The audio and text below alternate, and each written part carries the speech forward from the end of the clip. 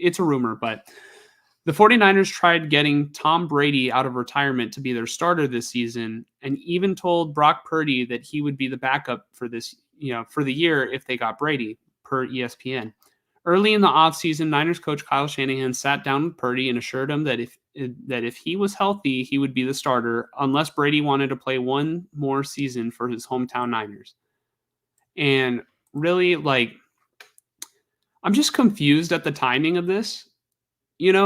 Why are we hearing about this now? Why didn't we hear about it like months ago when, like, I mean, even like during the season, how about when Purdy was, playing really well? Like, why it just kind of feels like there is an onslaught of media coverage or reports that are just trying to like degrade Brock Purdy. Like the other day, Amy Trask, former Raider executive, said that out of all the playoffs left out of all the quarterbacks left in the playoffs, I think there were 7 good quarterbacks, and then there was Brock Purdy, which I thought it was pretty disrespectful to Brock Purdy. And every other quarterback was a first round pick, and Purdy was a 7th round Mr. Irrelevant pick, but I think Purdy's been playing at a very high level this season, and a lot of people make their judgments based on the games that they've seen, and maybe they've seen a game or two where Purdy has struggled or maybe made a bad throw here and there, but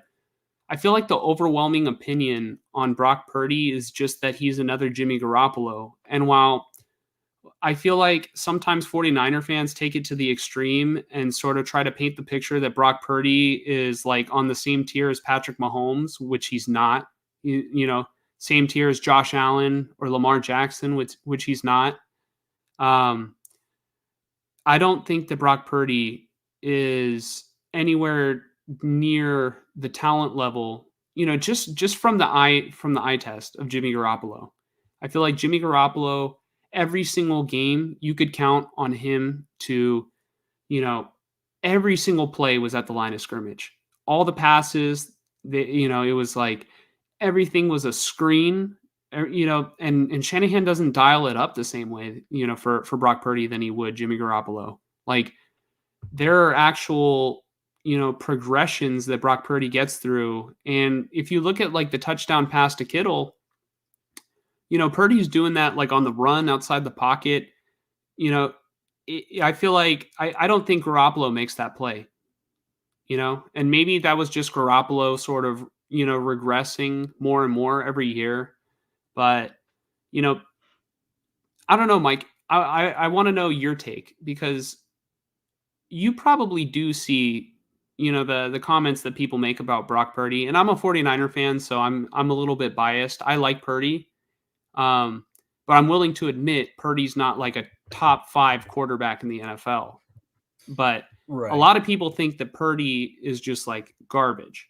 You know what I mean? And that he's only good because of his supporting cast. I don't think that's the only reason why he's good. So I want you to give me your take on Purdy, and then like, just the whole Tom Brady news coming out today.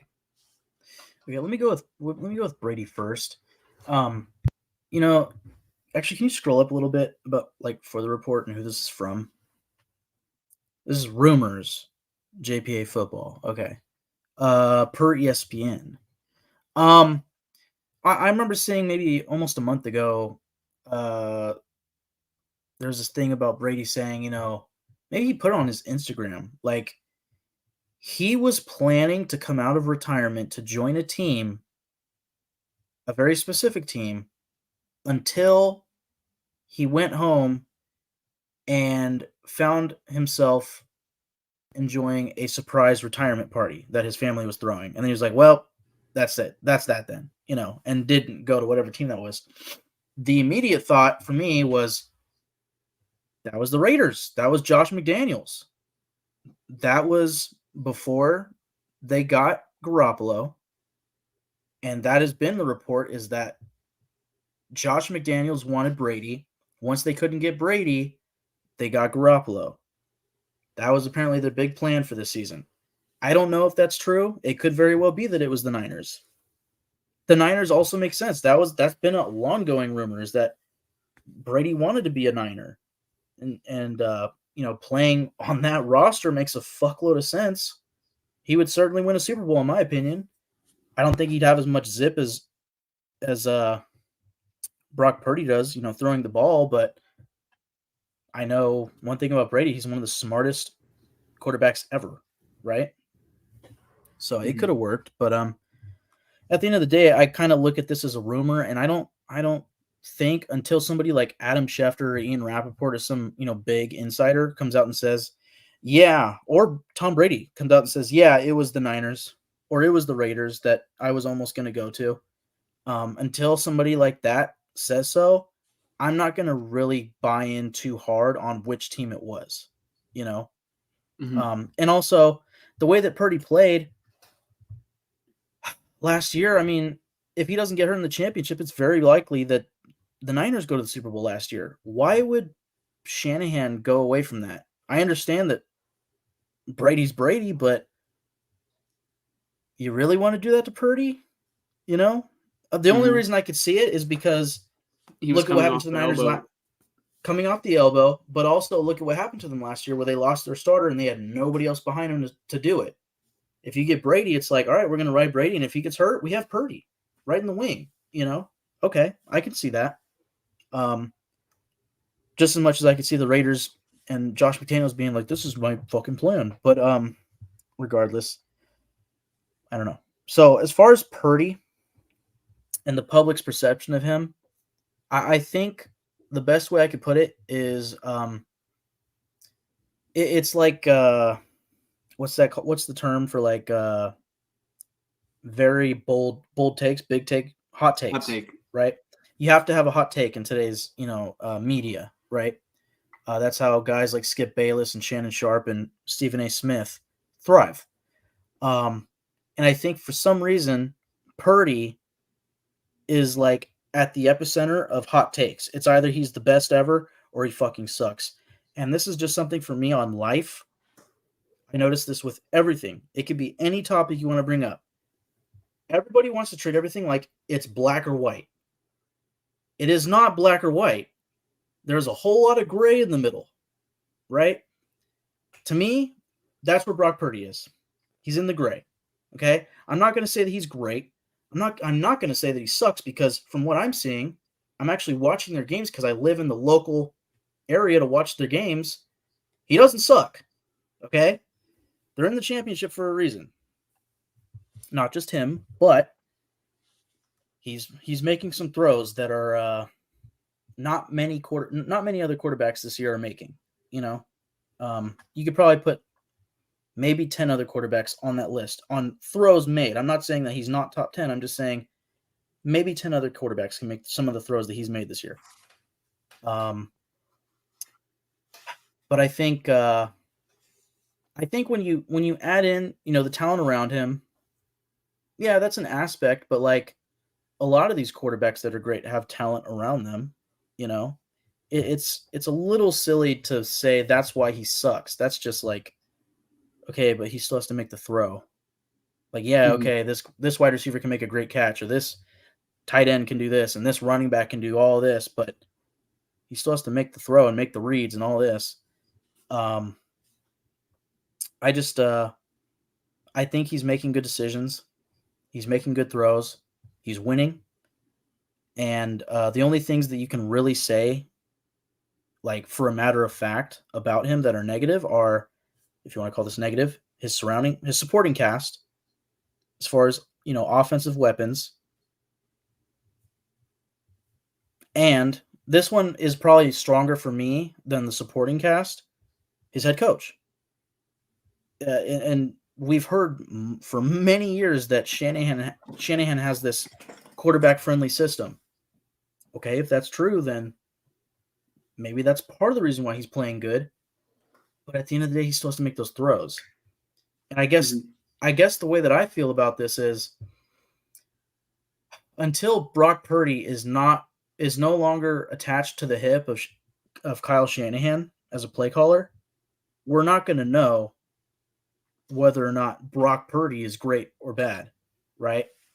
Um, it's like It's like Joe Montana leaving Bill Walsh and going to the Chiefs. And if Joe Montana sucked, then you could say, oh, well, see, it was all Bill Walsh. But Joe Montana went to the Chiefs and almost took him to a Super Bowl, if I'm not mistaken.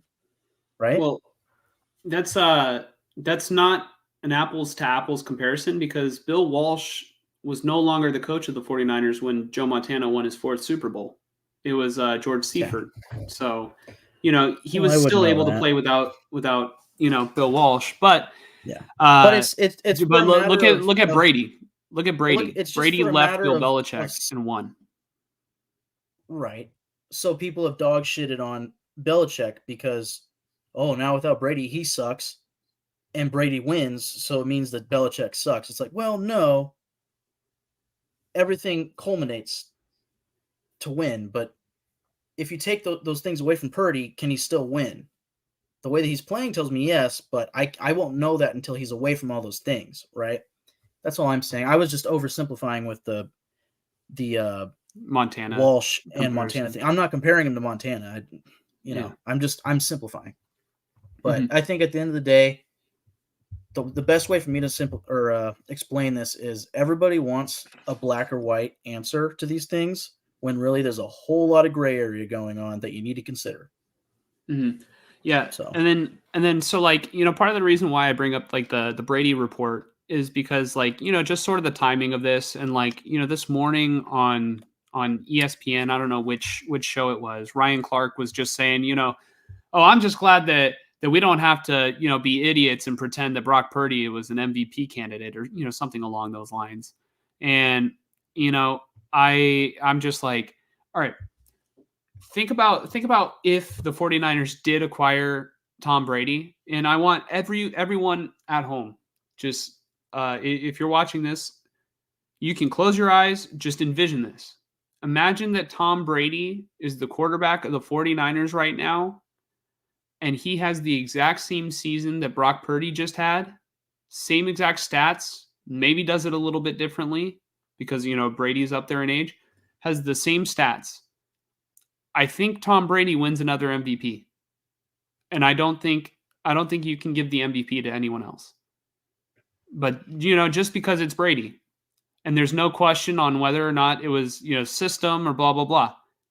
You know, nobody would say shit about the supporting cast. Because it's Brady. But the fact that it's Purdy, it has to be there has to be a reason why he's playing well. So you know, I don't know. There's always going to be like the double standard, I think. And the thing about double standards is yes, Tom Brady has earned the right to get the benefit of the doubt when it comes to awards like that. But, I just think that people, like Mike said, need to take things not as such black or white and sort of try to find the gray area where it's like, yeah, maybe this is true, but also this is true. So yeah, that's really all I wanted to say about the Brady report. We can move on, but I want to get to Joel's comment because Joel has a great comment, I think, and he says the Brock Purdy slander is annoying, to be honest. People come at him for everything. The kid makes good plays. I agree, and like he did not play well against the Packers, and it was a nationally televised game, so people are going to remember that game.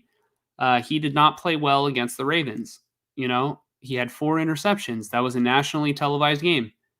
Now, the rest of the 49er games where he's lighting it up, um, that's not going to get brought up on most of the people. And, it's like, I've been hearing this thing a lot recently where people have said, America loves an underdog story, except for Brock Purdy.